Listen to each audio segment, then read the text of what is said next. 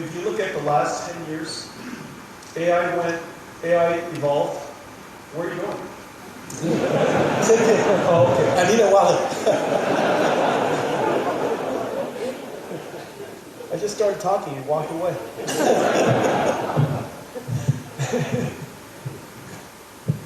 Thank you. This is making me seasick. This is all technology. Yes, we sell it by the tons now. Yeah, this indeed, this is the DLC solution we shipped last year. Yeah. 4,000 last year. Yeah. And this one, can you ship a little bit? This is a new one. Oh, no? Oh, here, new one. Our new DLC solution, we call DLC2. Save even more power. DLC2, that's clever. Yeah, save even more power.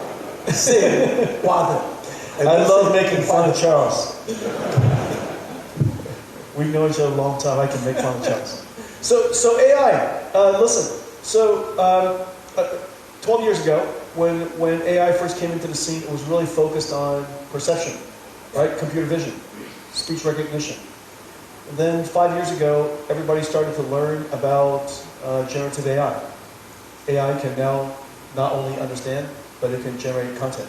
And so text to text is summarization, maybe text generation, maybe story generation. Image to text is computer vision. Text to image is image generation. So there's a whole lot of different ways. You now have AI that can take any modality, any content of any modality input, and it can generate content of any modality output. It does the translation. So that's the second phase. Is what I'm supposed to say on that thing? Up to you. You know everything. Your choice. What? If you told. No, I need it. I'll read. You don't read. We didn't rehearse either. And so we never rehearsed. And so that's 5 years ago. Yeah. But the real breakthrough now is reasoning AI. And most people everybody should have understood this. The fact of the matter is generative AI learned a great deal of knowledge by recognizing patterns and relationships in pre-training. And then you ask it a question, generative AI does a one-shot generate text. You think you're getting an answer, okay? And so, but most of that knowledge was compressed into the large language model. Yeah. As you know, intelligence is about thinking. Intelligence is about reasoning. And by reasoning, you can solve problems that you never learned about. So just by understanding some basic rules and theorems and maybe some pre-knowledge, okay, your prior knowledge, you could decompose a new problem into by step, and solve a problem you've never seen before, right? Reasoning, that's problem solving. Yeah. Now there are many different ways to do reasoning. You could break a problem down step by step, or you could simulate the future and choose the best outcome. Yeah. You simulate the future, you evaluate its consequence, you simulate the future, you weigh the trade-offs, you know which one is better and which one's less good. And then you decide that to be the action plan, and then you execute the plan. Yeah. Maybe when you execute the plan, you need to read some reports. Maybe you need to use a calculator. Maybe you need to use a charting system, like drawing system. Yeah. Whatever it is. Maybe it's even using SAP or Oracle. Use tools, right? Yeah. And so now, this is the era of agentic AI. It's essentially a digital robot inside our system. Yeah. And it could go off and solve problems. Now, why is agentic AI such a big deal? Agentic AI is a big deal because today, most of everything that we do is codified into business process. Business process, we figured out, we reasoned about what is the best way to solve a problem, and we are very prescriptive.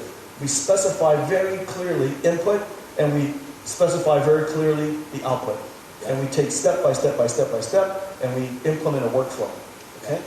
Well, the problem is, most of the interesting problems in the world comes in with unstructured data. most of the business process are implemented with structured data. That's why we use SQL. That's why we use Oracle. That's why so on and so forth. Relational databases. Most of the interesting problems are unstructured data. Meaning we have to read something from the internet, maybe we read a PDF, maybe we have to take information from multiple sources, and we have to decide how to solve the problem. Yeah. Well, now, based on everything I've said, agentic AI has the opportunity to understand unstructured data, images, text, videos, combination of all of that, read it, understand it, reason about how best to solve a problem, given a goal, maybe even look to another agent to, right? And so for the very first time, we now have the opportunity to use AI to solve a whole bunch of problems we didn't have.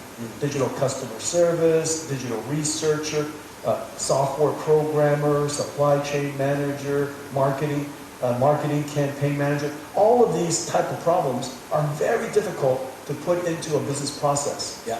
It requires intelligence. Now we have the software to do that.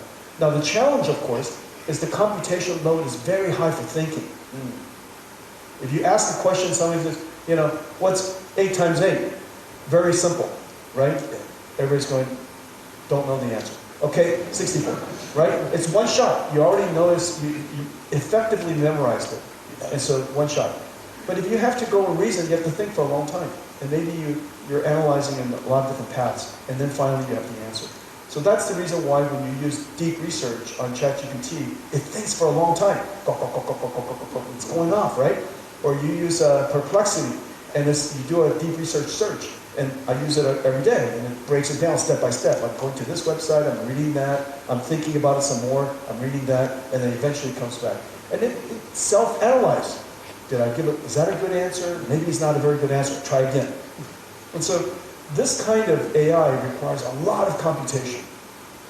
So now you have these two circumstances coming together. One, 现在可以看到呢，辉达执行长黄仁勋呢，他跑去美超微的场子哦。那么当时呢，美超微的执行长正在演讲，邀请了黄仁勋当特别来宾来进行最新的 AI 的演讲讲说。有最新消息，我们也会持续替大家来掌握。